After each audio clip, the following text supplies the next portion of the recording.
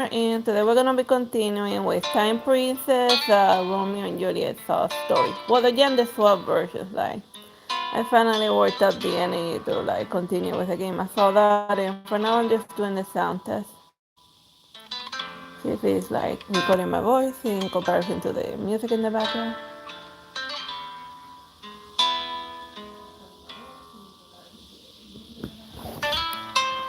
Alright, so we're good.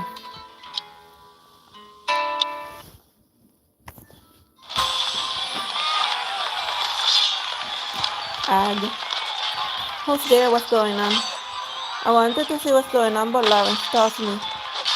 Careful, stay by my side. Julius walks to the window to check it out. Someone broke in. I clenched my teeth, still frightened, and I'm no longer a stranger to assassinations attempts. Lawrence passed my reassuring English for Julius. Are these your men?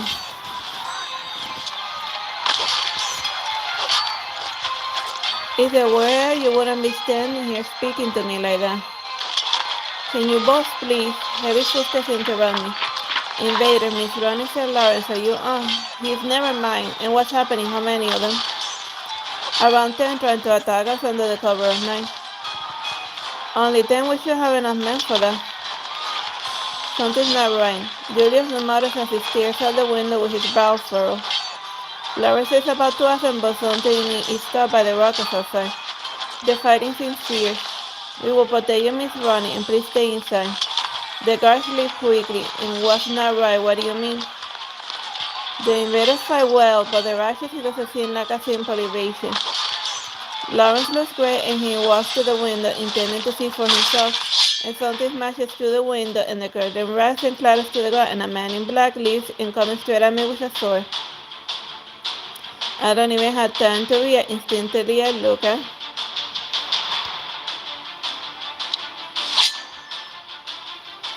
His sword comes within an inch of my hair, and Lawrence pulls me behind him, drawing his dagger. Stay behind me.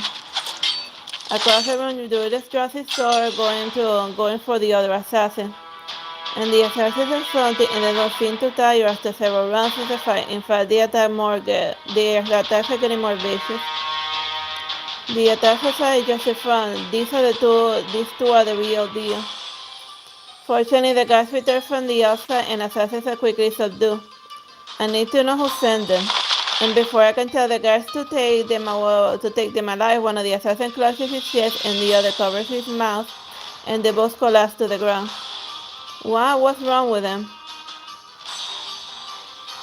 Lawrence checks their breathing and pulse, and he shakes his head. They're dead. They took poison. Shocked, I turn to look at the guards. And the rest of them? We killed 7 of them, and the other 3 did the same before we could subdue them. The guards point at the assassins on the ground, and I clench my fist, feeling my nails dig into my palm. Suicide again, like T-Bot, and they would rather die than reveal the truth.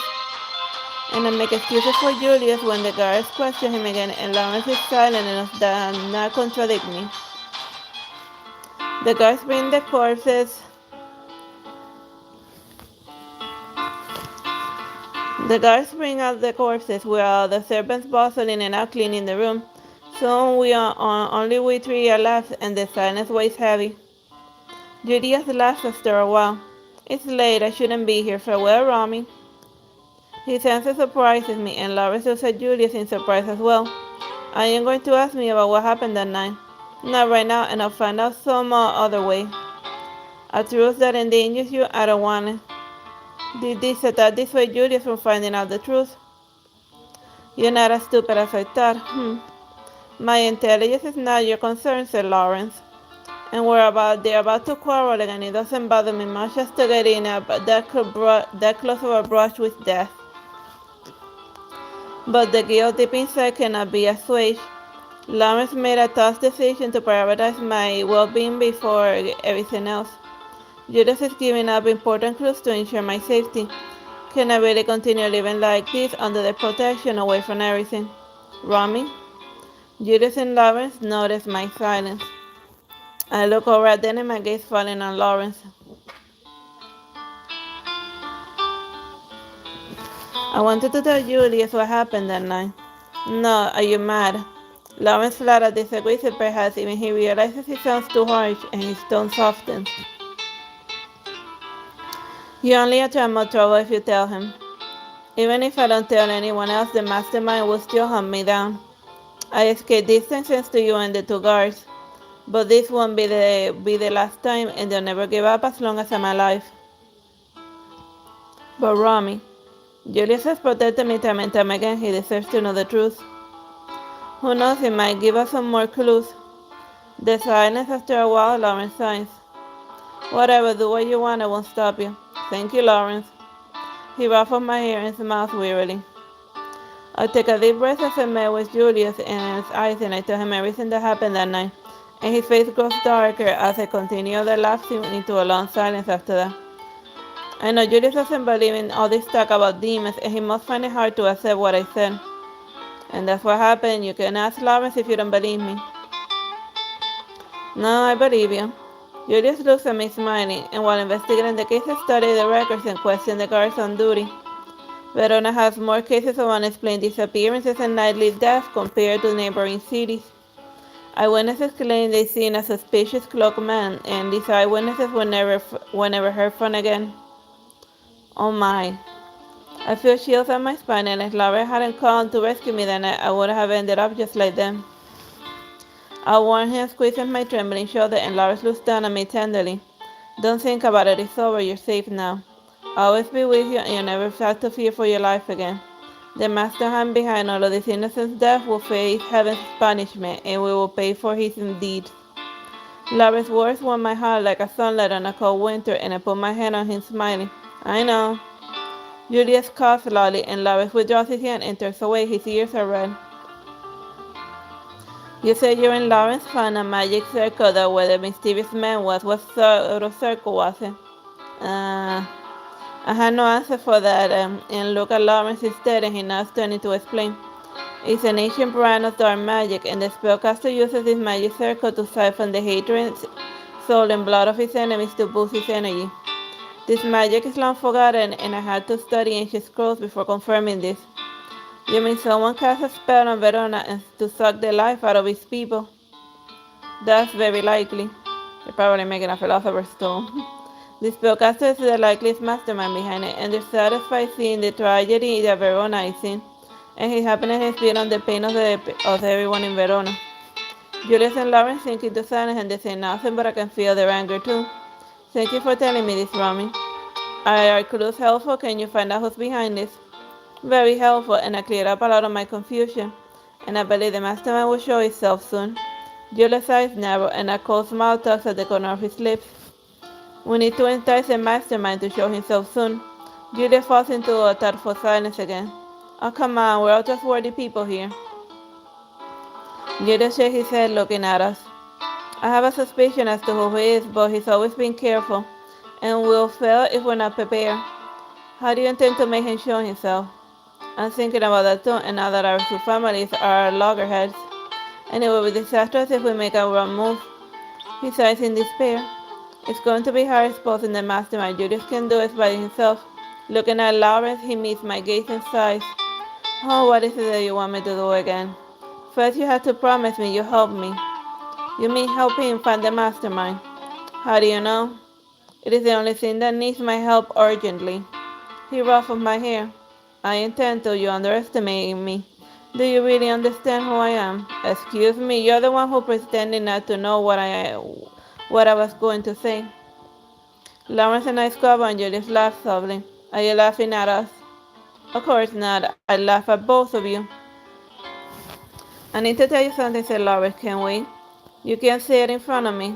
Don't worry, it's just how I do things. I'm not going to put all our eggs in one basket. Okay, fine. You're the careful one, aren't you? They leave the room. After a while, Lawrence returns alone. Julius? He's come back, and something cropped up in the Capulet household, and we've been all night and get some rest. You too.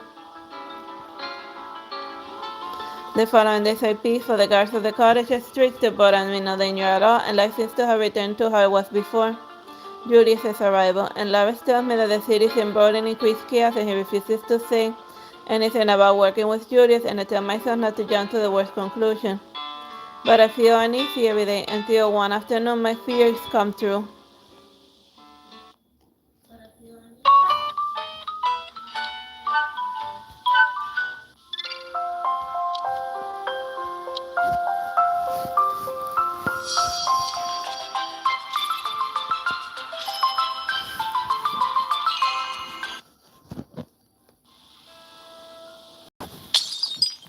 What did you say? The maid is cleaning the table, and I know at her shock, and not even knowing a plate like shadow at my feet. Forgive me, I should have mentioned the city. What do you say about Julius Capital? He took poison, he's dead. Impossible. She cowers in fear at my sudden outburst, and I calm myself and wave her away. It's not your fault, leave me now. She lives in a fury, and I'm in a complete loss. The Julius I know will never kill himself, at least not under such circumstances. He wouldn't. It would be impossible not to let the servants and guards discover the truth if I start asking questions. They would tell father I asked about Julius's death. It would only complicate things. I need to go back to find out the truth. I shall discuss it with Lauren. I knew my temples and my head. It is swimming in a fury and worry, but I need to calm down. It's a big thing, and I need to discuss this with Lawrence.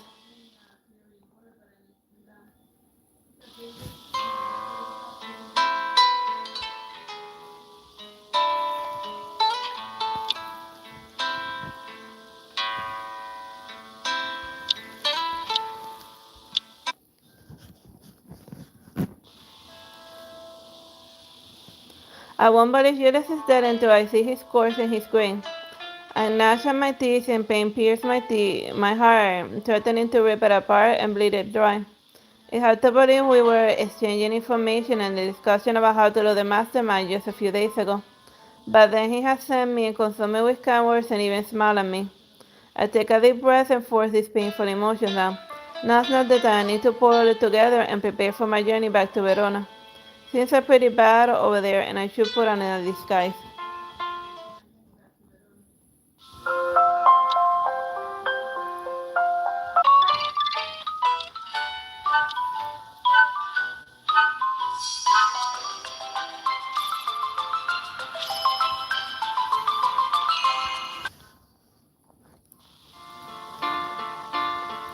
It is not at the advantage of minimal security when the guards change shifts to sneak out of the cottage. My journey back to Verona goes so smoothly. I began to think things aren't as bad as I thought. However, those thoughts are mercilessly crushed the moment I enter the city. I beg you, please stop. I'm not with a capitalist and just a shopkeeper. I saw you winking at the Capulet maid just 2 days ago. You don't say you're not one of them. Come on and let's trash the shop. Stop it all. The shopkeeper tries to start the roofing but gets kicked into the side. Hola, ma. 3 or 4 people go fast as they toss a flaming torch at the shop, and the stench of something burning in fills the air. How could I do something like this? I'm going to stop them. My blood boils and I cry out before I can restrain myself. Stop this right now. The ruffians stare at me and sneer. Who do you think you are? We're acting on the Montagues family's order. Trying to stop us is the same as going against the Montagues. You lowlife, start dragging the Montagues and name to the mud. We Montagues wouldn't do despicable things like this, imposters like you. My voice gets off and I realize I've gone overboard, but it's too late. The ruffians are no longer smiling, and their sneers replaced with fierce snarls. Catch that woman. I can't get caught. I'm about to run where I hear a sharp whistle nearby, and a troop of soldiers come around the street and rush at us, and the ruffians scatter and flee at the sight of them. I run into a nearby alley, and I picked out my hiding spot to observe the situation. The soldiers have split into 2 guards, and one of the guards is helping the shopkeeper douse the fire while the other is chasing after the ruffian. I see a familiar face illuminated by the dancing flames. Paris. Of course he will be here. He's the leader of the prince's bodyguards after all, and it's his responsibility to maintain order among the chaos. Thank you, Count Paris. No need to thank me, I'm just doing my job. Paris put something on before giving the guards an order. Find that other person. Why does he want to investigate me? Was I careless and did he figure out something? It's too dangerous to stay here and attack my hold down further. Quickly they'll leave. I don't see any other ruffians as I continue walking. However, the streets are disaster-stricken and there are beggars covered in wounds and seeped in the road, and I can smell blood and something burning in the air. I can't be foolishly optimistic anymore now when I'm faced with the reality of Verona's plight.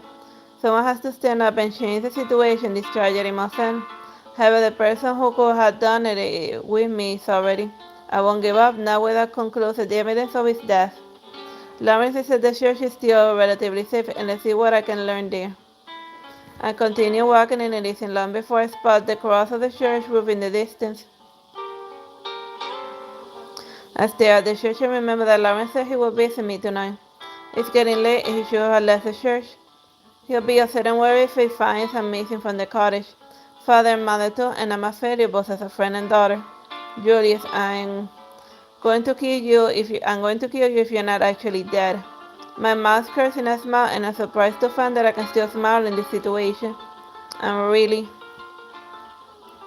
I stood at a frail figure with a stood back and holding in the opposite side of the street. What was an old woman doing out so late? Overcome with curiosity and worry, I walk over. Good day to you, madam, and where are you headed, if you don't mind me asking? As I approach her, I notice a bouquet of white roses she's clutching in her hands, and the tiny wrap with only a few buds sticking out. This is. I get nervous and I look suspicious in my current outfit, and I scatter my hood and I come in peace. It is just a serious dangerous, and I'm curious why.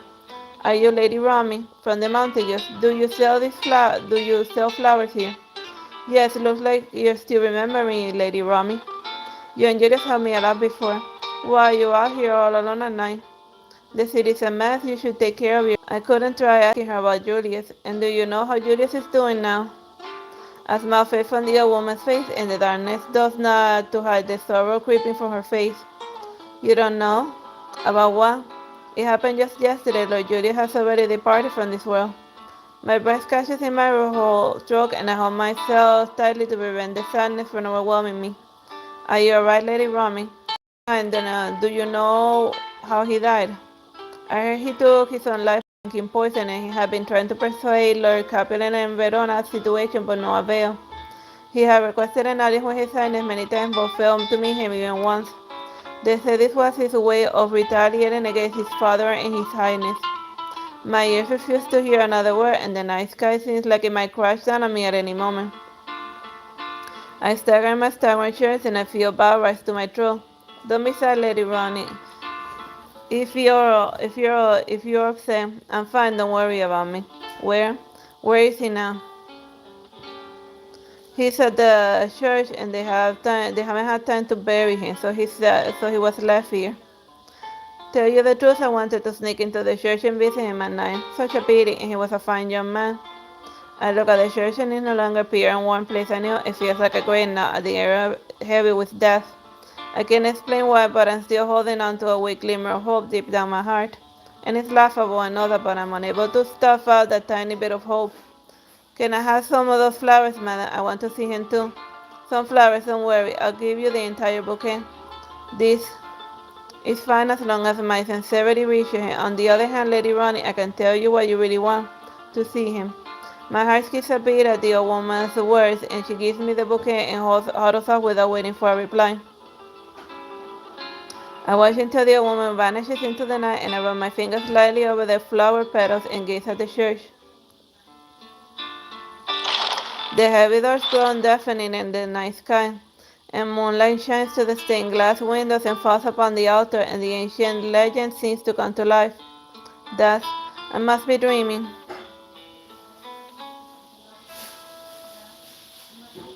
Julius is lying on a coffin surrounded by white roses, and I stare at his legs as though it is not really him in a coffin and another person, even a marble statue even.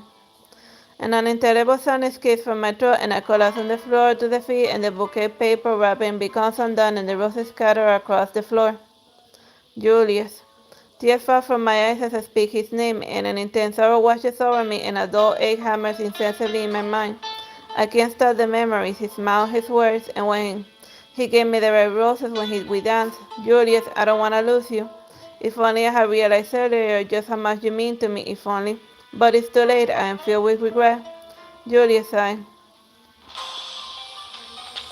hear multiple footsteps approaching and jump back to reality. Someone is coming, I can't be discovered. And there's only one place to hide in the church, and I duck behind the altar and try best not to make a sound. And before I hear a familiar voice. Huh? Did someone pay him a visit? Is it Paris? Who's the other person? I lift my head slightly. That person is the Prince Escalus.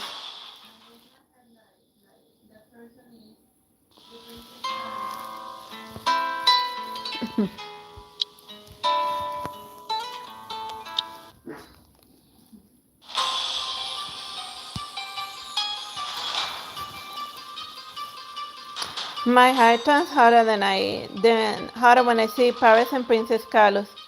How they come to mourn Julius. I wait and went to find out, keeping myself hidden, and I carefully observed their movements. Princess Carlos was slowly with her stood back, and Paris follows behind, while matching his step by step. Someone said the priest is too ill to be is too ill to see anyone, but he doesn't seem ill to me. The prince and Paris approach the coffin, and I can see Paris' expression clearly. He looks really sad. Is he mourning Julius? For the first time, I understand how Paris feels. Child, do not mourn any longer. The prince's raspy voice echoes the church. The voice seems to carry with it a strange sort of power, and it feels very different from the time he admonished the two lords. I subconsciously hold my breath, twisting my hands. Prince, I had no regrets. Though he says he has no regrets, Paris' face is full of pain, and he gently touches the edge of the coffin and lowers his head to peer at Julius' face. No regrets. Has he done something worthy of regret? My suspicions remain unanswered, and Paris pauses for a moment and then says something that chills me to the bone. Please believe me, and I will deal with Romy Montague the same way. What? Paris has literally confessed that he's behind my assassination, and my heart drops into an icy pit, and I freeze. This explains everything. Both attempts to assassinate me were orchestrated by Paris on Princess Carlos' order. Poor child. If she had gone home a little earlier that night, she would not have to suffer thus. So they want to kill me because I saw the mystery person that night. The old man in front of the altar is Verona's real killer and the mastermind behind all of the suffering of Verona, and I grit my teeth. And he does put on such a considerate facade in public, it makes me want to puke. Blood rushes to my head, and I kneel my temples trying to calm myself. What did Paris say? Just the same way. And I slowly repeat the phrase to myself, and a deathly chill spreads to me. Julius, my best friend, I didn't want to. And his voice is softly trembling, as though he's trying to best to suppress his sorrow. Julius Capote Julius Capote was ambitious and planning a rebellion. You did the right thing, my child. Julius was planning a rebellion. He couldn't have. Julius will never do such a thing. Julius always seems to be planning something, but he's only interested in mending the rift between two families and doing what's best for Verona. A rebellion will plunge Verona into bloodshed. He would never do that. This is only what Carlos said, and it might not be true. With this in mind, I continue to eavesdrop, and Princess Carlos is close to Paris and gently past his shoulder. We shall be forgiven in the eyes of the Lord in heaven. That's debatable. I understand, Your Highness. And Paris' voice is still full of pain, and he turns away. He spied on you, and I can never forgive him for doing such a disrespectful thing. I am touched by your sincerity, and this is proof of your value in my honor.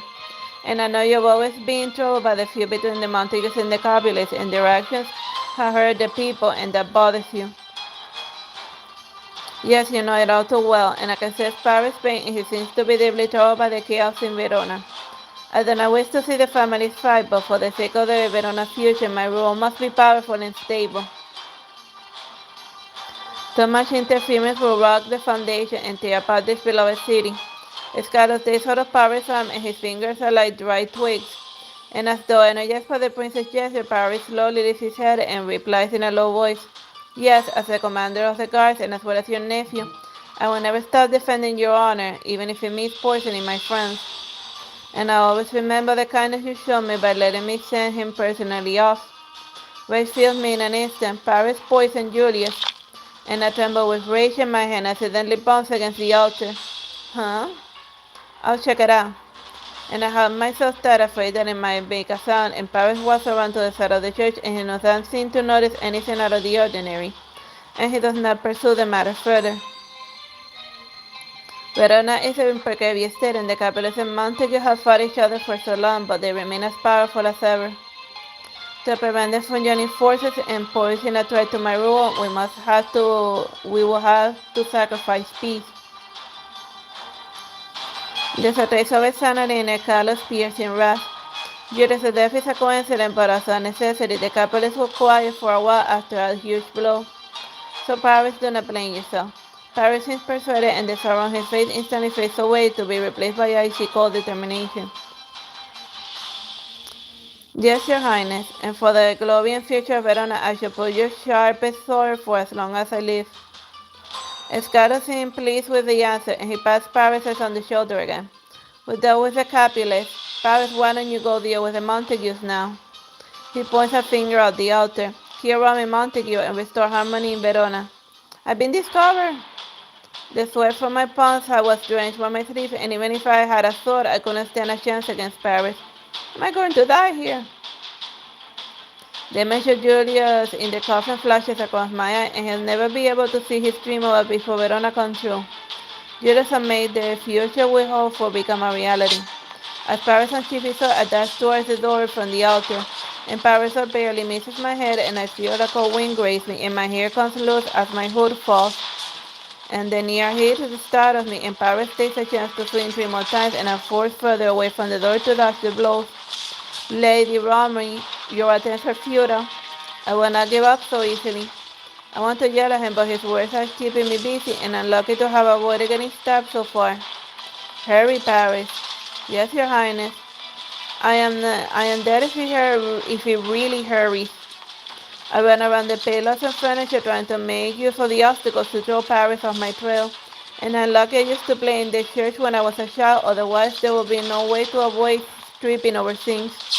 But Paris sees through me, and I'm not gone very far when his sword comes down and blocking my path.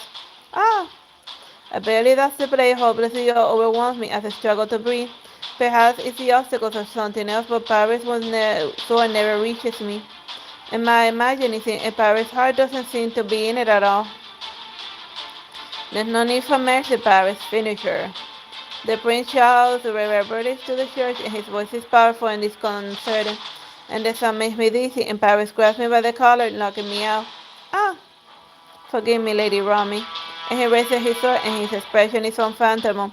And I look at the sword point, and blurt out a question. Is that what you said to Julius before you killed him? Paris' eyes twitch, and his sword quivers. No, I will not ask for his forgiveness. With that, he clenches his jaw and swings his sword. To the darkness, I feel a gust of wind and the scent of fragrant roses. As you wish, Paris, I will not forgive you.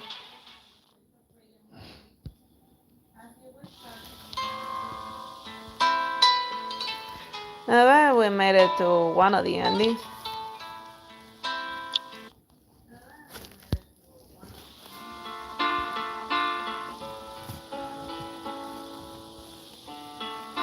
For a moment, I thought I died and gone to heaven. The person who brought the sword is the one who I've been missing and crying over. Alive, he's still alive. Too wonderful, it is a dream. Julius, is that really you? Yes, Lady Ronnie, it's me.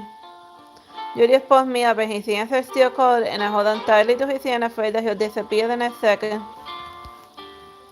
Paris plays by, his face is pale as though he's seen a ghost. Julius, you're alive. Yes, my friend, I'm alive. Impossible. Paris hollers in frustration. I never seen him lose his composure like this. I watched you drink that wine with my own eyes, and I checked your pulse and your breathing. I swapped out the poison in the wine with some medicine. I can weaken my pulse and slow my heart temporarily until... Stop joking. How could such a ridiculous medicine exist? Paris interrupts Julius and his voice shaking. I know it sounds ridiculous, but I have a reliable friend who created and tested the medicine, otherwise I wouldn't have believed it either. Julius glances at me as he speaks and smiles. He's talking about Lawrence. I finally know what him and Lawrence have been up to. You knew I wanted to kill you?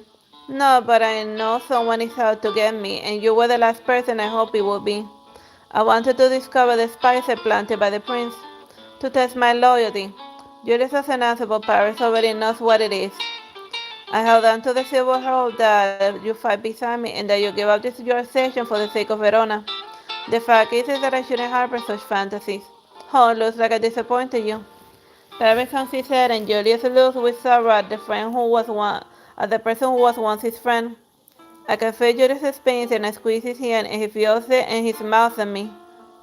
Suddenly a strange raspy voice resonates through the church once again. Paris, my child, you have done nothing wrong. Kill Julius, kill Ronnie. Blasphemies of the Montagues and Capulets, they are the festering swords that are plaguing Verona. The cross calls and the church shakes and the chimes of the clock tower and our violent heartbeats, and I cover my ears as my soul tries to flee from the sound. That is a stranger sound and it's not a regular echo and it's almost like magic. It scallows you. Paris stops Julius mid-sentence with a swing of his sword and his eyes cloud over and he moves like a puppet. And his own will has but disappeared. Paris, stop. I don't... Julius is unable to finish his sentence and he pursues his lips as Paris hacks at him harder and fiercer, but he parries half-heartedly. Julius doesn't look well. Perhaps it's a medicine side effect, but Julius is as pale as a sheet and I watch him closely with my heart in my throat. Suddenly Paris loses his balance and falls forward. No. Arthur glides through the air and falls with a clang. Paris' hands are empty and he has been stabbed in the right shoulder by Julius and his eyes have gotten clearer. What am I doing? I'm lost. If you had been yourself, you would have been seen the opening I left on purpose. Huh. Julius releases his grip on his sword and Paris falls to the ground unconscious. Julius has avoided Paris' vitals and he doesn't want to kill him. I didn't think you'd let him live. I am a human being with a heart unlike you. Julius picks up the sword Paris had dropped and he points it at Escalos, his eyes full of rage. What are you? That's what I've been wondering as well. Escalos has demonstrated an ability to control human beings and he can perform dark magic. And he can be human. The prince shows no fear and Escalos stares at Julius before bursting out laughter. Oh, it's been a while since any human has dared to point out this toy at me. Very interesting. You can kill me yourself, so why did you make Paris do it? To set the scene, of course, this Capulet heir who faked his death attempts to assassinate a prince, but he is killed by the prince's guard captain instead. And seeing best friends having a go at each other is a show I never get tired of watching. His laughter is strange and it sounds like an owl, except that it makes my hair stand. What's so funny? I shout as my anger trumps my fear. Staring at conflicts, enabling violence, manipulating others, all of these despicable things make you happy. Well, then again, it's medieval time. What else is there for entertainment? Of course, my favorite pastime is watching humans do all kinds of stupid things. And all of the blood and hatred nourishes me, allowing my power to grow stronger. While Escalos' attention is on me, Julius charges force and plunges the sword into Escalos' chest. Yet, how? I told you that thing you're holding is just a toy. Even with the blade in his heart, Escalos doesn't spill a single drop of blood, and he pulls his sword out before grabbing Julius by the neck and flinging him away like a rag doll. Julius lands against the altar where he lays motionless, and I run over to try to hold pop him, but instead I get a handful of blood. Julius, no, please wake up. Oh, how touching. Ache and despair, go on, I'll cheer for your romance. Shut up, you demon. I yell at him in rage and Escalos looks at me and gives me a soft, sudden smile. Don't you already know what I am? What? 200 years ago, all of the humans in the city called me that, a demon. He rose with laughter once again, and the shadows grow behind him and envelop the church. With rattles and chains, glass and windows, and the colored glass and shadow, and crows call, and nightfall fill the church with darkness. And I have Julius in my arm and my back against the wall mosaic, yet the demon in the mirror has already shown its true form in the front of my eyes and stretching claws towards me. I can't sit here waiting for that. I realize and I grasp something and hurl it at the demon, and it's a dull red piece of wax. The demon's sharp claws easily slices it in half. But when the wax touches the demon's skin, ah! Flames shoot out the demon's claw, and the fire is small, but it causes the demon considerable pain. This must be the holy oil that our Lawrence mentioned.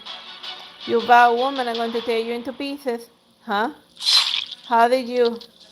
The demon looks down and sees a rusty spear sticking out of his chest, and there's a dark mark on the spear. It's the holy blood that has been seeped into the spear. Julius has regained consciousness, and he has stabbed the demon to the chest with a spear. Do you remember this holy spear, demon? You must be so weak compared to 200 years ago, otherwise you would have disguised yourself and laid down magic circles to draw power.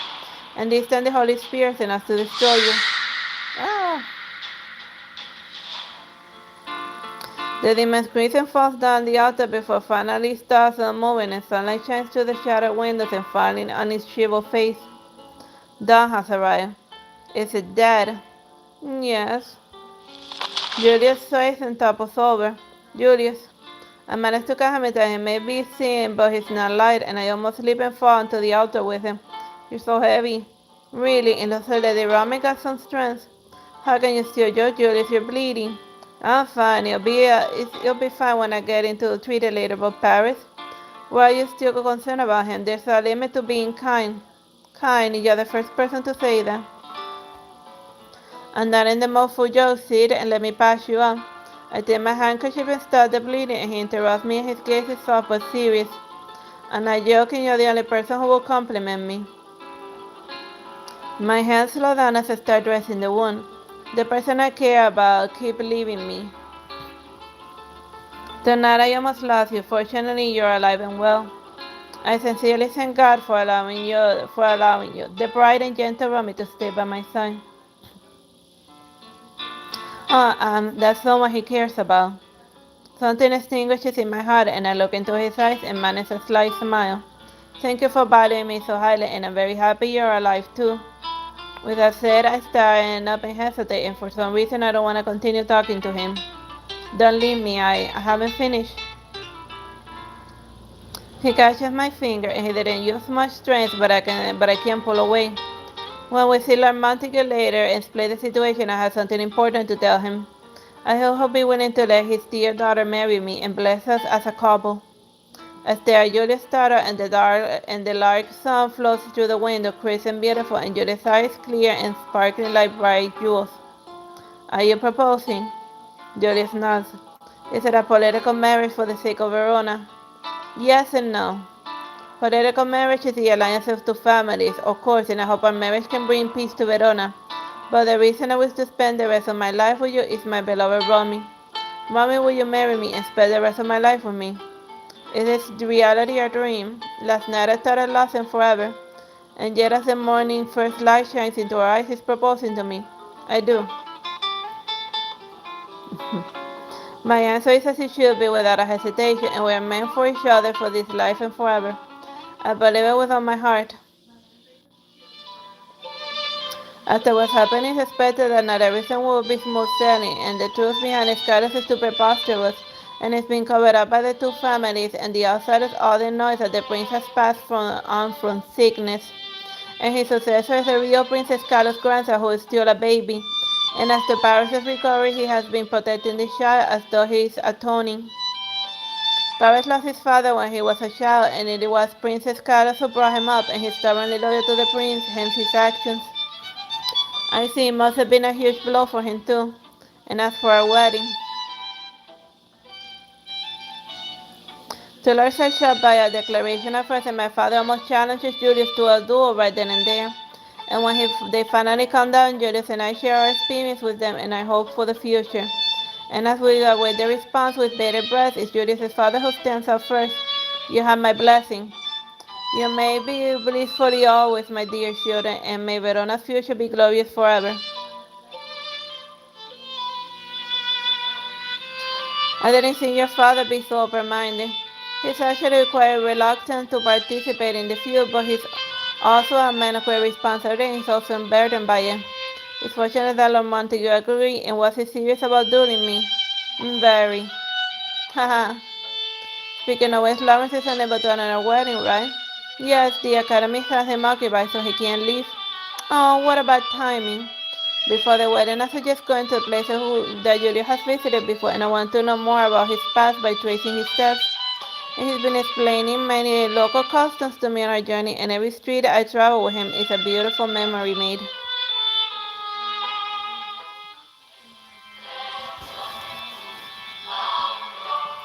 Listen, someone's singing. Sounds lovely, and when she finishes, I'm going to learn from her, and then I can sing for you later. I'm all ears. He whispers right into my ear, tickling me and making my heart flutter. He's gotten bolder after we got together. Still, I love the cave for you, Julius. I kiss his cheek and hold his hand. The melody and chants of our beautiful buildings reflect the glorious rays of the sunlight. We walk down the street side by side towards the horizon, towards a brighter future.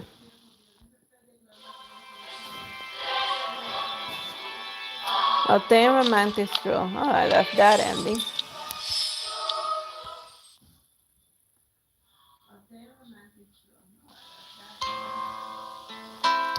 Alright, and then we can check now out the second ending that this story has. This one is the one if you go with Lawrence to the church. Julius leaps out of the coffin, knocking Paris out with a single blow. Romy, watch out. My fingers had just grazed a candle on the altar when Lawrence shouts and startled me, and I hurry and turn around. Scarlett's face twisted, and he no longer keeps the facade of that limp, and he bellows as he charges at me. Oh, it does. Ah. My heart plummets as I attempt to dodge, but Scarlett has inhuman speed, and I can't escape his attack. The candle hits the floor, and with my movement, the wick flickers almost dying out, and without much thought, I grab it. And it's split second, and I feel the dark smog around engulf me. Take this. And lit up the holy oil that Lawrence gave me, and the light burst forth, lighting the dark church, and in no time, stinging and lighting up Scarlet, and the fake queen shrieks like a banshee, making my hair stand on end. Fire flicking in dust, my Scarlet's true form is revealed. Like Scarlet is the demon, blah blah blah. Lawrence rushes forward, taking me by the waist and putting distance between me and Scarlet. You're reckless, and his voice trembles with shock, and I can feel his arms shaking. I'm alright, Lawrence, this is our chance. And my hand tugs at my chest, and fear and tension have cleared my mind. Do you have a way to get rid of the monster? Julius' reservation has me realize that this is one step of their final plan. So this is a huge turn now. It's a good time to counterattack. And Lawrence purses his lips and turning to see Julius. Julius now seeing their expression and plan forms in mind. I'll be the bait, and you can take the chance to end him. No, absolutely not. It's too dangerous. It's not too late. And the fire around Scarlet is getting weaker, and he's about to break through. And I notice the remaining holy oil on the altar, and I turn around and hold Lawrence's face, looking straight into his eye. Look at me, Lawrence. Trust me. Lawrence clenches his jaw, and he looks at me, and he closes his eyes, and when he opens them, his gaze is strong and clear. That's right. There's no time to dawdle, and I tear up my dress and drape of cloth into the holy oil. Scarlet. And I run behind the dark smog and holding tight the bottle of holy oil, and I taunt Scarlet. And the last of the fire goes out, and the dark smog explodes, and Scarlet shrieks, charging me with withered body. And Lawrence takes his rosary and kneels on one knee, and he makes a sign of the cross on the chest and shuts his eyes, and then begins shouting in Latin. It is only Lawrence's voice at first, and then his low voice crescendos, chanting of thousands fill the church. Ah. The demon is affected by the chanting, and the dark smoke around him goes mad, and it expands and shrinks and comes totally. And he's also in excruciating pain thanks to the chanting, and the pain infuriates him. Scarlet howls and turns to Lawrence. I'm over here. And when he turns to look at me, I light up the closet and hurl the bottle at the dark smog. And Lawrence chanting speeds up, and he becomes louder, and the church is enveloping it. And the fire explodes, scorching heat forces me back. And the fire comes along with a chanting, and it snakes around the dark smoke, blinding it, and Scarlet struggles trying to escape from it. And with the last syllable of the chant, Lawrence opens his eyes. To the fire I see Julius charging, the smoke, death, the Holy Spirit in his hand gives off a cold gleam in the firelight. Rest now. Julius leaps from the altar, and the Holy Spirit breaks through the dark smog, and even the flames part the spearhead. The dark smog shrinks rapidly, and the demon house as if defending them before. And in the weak light drawn, Julius' figure seems to melt into the Templar in the mural. And for a moment everything is silent, and the church is quiet except for our heavy breathing. The morning light shines on Verona. The city is blessed by God. Welcomes a new day. And I push the window open to see the street outside, and I think of what happened that night in the church. Lauren has worn himself out with the spells, while Julius is exhausted while wielding the Holy Spear. And I look at Paris, who has fainted. In comparison, my injuries weren't that bad. And the three support each other out of the church and met with the Capulet guards. And the guards have been shot at the side of the resurrected Julius. And after his explanation, some men headed in the church and rescued Paris, while the others sent Montague and me back to the Lawrence and me back to the Montague mansion. It seems like a dream. After the demons have been killed, the Montagues and Capulets sat down together peacefully for the first time, hosted by Lawrence and the bishop. And Lord Montague seemed to have aged after Julius's death. And for Verona's peace, the two families finally made peace, and so the feud finally came to an end after many decades. Penny for your thought, and I wrap a warm hug with a refreshing herbal scent. And the familiar smell reminds me of something interesting, and I laugh. Lawrence really keeps his word, and my injuries heal quickly, but Lawrence remains unconscious for a while. And the strong spell must have extended much of his strength. And for convenience, I plead with my father to let him stay in the mansion, and Lord Montague saw Lawrence as his son, so that he agreed. That morning when father came to check up on Lawrence, hearing he had woken up, he walked on Lawrence and confessing to me. Nothing, I am thinking of your bravery. And we never stop making fun of each other, even now. And he hears the tease in my reply and hugs me tightly. We'll be going out for a bit, have you packed? And I turn around and pat the medicine box on the table. All done, and are we going to the madam's house from before? And after our marriage, Lawrence left the church, is now a doctor, and continuing to serve the citizens of Verona. And to learn, Hannah began to learn medicine too, and with Lawrence's help, I managed to accomplish a few things myself. Yes, her husband's flu hasn't recovered, and I'm worried. Lawrence smiles and kisses me gently on the forehead. And let's go, my dear wife.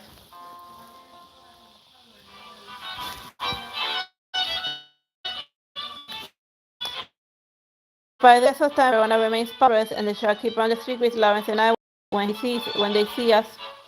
Lawrence and I stop at the door waving out the kiss from far away. Faced with the adorable children, the smile in Lawrence's face is white as it is innocent. The sun is just right, just like me and Lawrence, just like Verona. Alright, so yeah, those are the two happily ever after, whether you choose Lawrence or the other dude.